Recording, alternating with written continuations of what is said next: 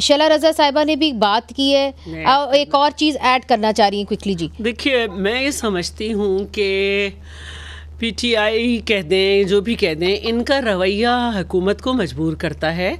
अगर आपके एहतजाज में आपका लीडर ये कह रहा है कि हम अपना हक़ लेकर आएंगे, वरना हमारे जनाजे पढ़ लेना, और वहाँ पे एहतजाज के बजाय अल जिहाद लग रहा हो, तो फिर ये सोचने की बातें हैं कि क्या मरने मराने के लिए आए कि क्या ज़बान इस्तेमाल हो रही है कि हमारे जनाजे पढ़ लेना, तो ये नहीं करना चाहिए। और फिर हमने कोई आज तक ऐसा नहीं देखा कि केपी हुकूमत जो है वो हर दफ़ा जो भी वज़ीर आला होता है वो बाकायदा साज़ व सामान के साथ हमला करता है। पहले इनके 10 पुलिस वाले जो थे वो सिविलियन में पकड़े गए, और जो पुलिस के पास चीज़ें होनी चाहिए वो इनके पास थी। तो ये थोड़ा सा समझें कि ये क्या कर रहे हैं। शुएब शाहीन साहब, आपने शैला रज़ा की बात सुनी, वो ये कहती हैं कि जी बहुत सारे लोग एहतजाज करते हैं, मगर आप तो जिसे कहते हैं ना स्टेट की मशीनरी के साथ एहतजाज करते हैं, उसका इस्तेमाल गलत इस्तेमाल करते हैं,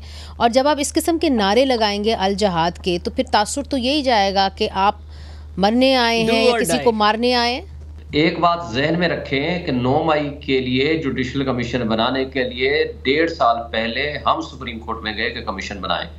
वो जो सहूलतकार इनका काजी फाइसा बैठा था, उसको बेशुमार दरखास्तें दी कि जनाब हमारा कमीशन बनाएं, जो कि नहीं बनाया उसने, और एक हियरिंग भी नहीं हुई, आज तक नहीं हुई।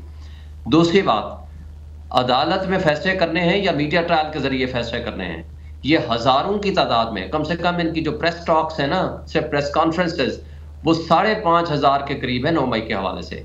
और जिसने प्रेस कॉन्फ्रेंस की इनके हक में कि जनाब अब मेरा 9 मई से कोई ताल्लुक नहीं, मैं मजम्मत करता हूं, जो सबसे बड़ा इनकी नजर में मुजरिम था वो माफ हो गया। ये अगर आपने ये क्राइटेरिया रखा था तो ये 9 मई का क्राइटेरिया नहीं है। अगर आपके पास क्रेडिबल एविडेंस होती तो आप अदालतों में पेश करते, ना कि यहाँ ड्रामा नचाते। अब आप आ जाएं हमारे हवाले से, हमारे इंटरनल मामलात, ये इनका इशू नहीं है। हमारे इंटरनल मामलात हमारी पार्टी का इशू है, और अल्हम्दुलिल्लाह हमारी पार्टी यूनाइटेड है। 9 मई के बाद जिन्होंने छोड़ना था, या जिनको फाइलें दिखानी थी, जिनको जोर जबरदस्ती करनी थी, जिन्होंने भगोड़ा बनना था, वो चले गए। नहीं, मगर 24 नवंबर को कत्ता कलामी माफ शुएब शाहीन साहब, देखें ये सवाल तो आपके अपने वर्कर्स पूछ रहे हैं ना, कि पहले जो है अली अमीन गंडापुर साहब आए, और फिर वो यहाँ से इस्लामाबाद से डी चौक से गायब हो गए।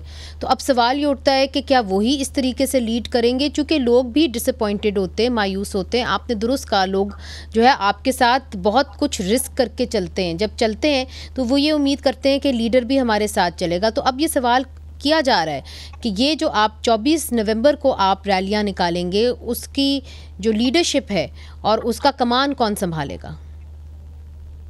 एक बात तो आपको वाज़ेह कर दूं, पूरी leadership right from the top, chairman से, वाइस चेयरमैन से, सेक्रेटरी जनरल से, इंफॉर्मेशन सेक्रेटरी से, MNA, party ticket holder, chairman, जो भी हमारा तंजीम, हर शख्स फील्ड में होगा, हर शख्स वो लीड करेगा।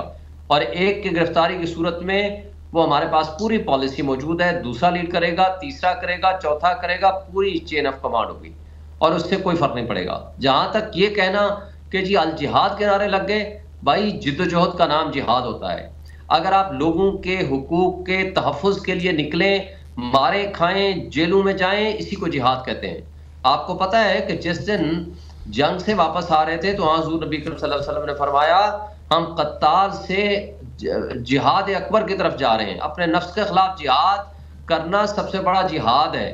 और लोगों के हुकूक पे जो जिस तरह ये गासिब लोग बैठे हुए हैं कि 25 करोड़ अवाम का हक है, हक हुक्मरानी, जिस तरह उस पर शब खून मारा गया, जिस तरह जमहूरियत की नफी की गई, और जिस तरह मैंडेट पे डाका डाला गया और चोरी की गई, जिस तरह आईन और कानून चंद लोगों के हाथों में खिलौना बन गया है, तो उसको रेस्टोर करने के लिए, हक बात के लिए आप स्टैंड करें, आप जिद्दोजहद करें, आप खड़े हों, आप अपनी तरफ से मुश्किलात बर्दाश्त करें, कैद बंद की मुश्किलात बर्दाश्त करें।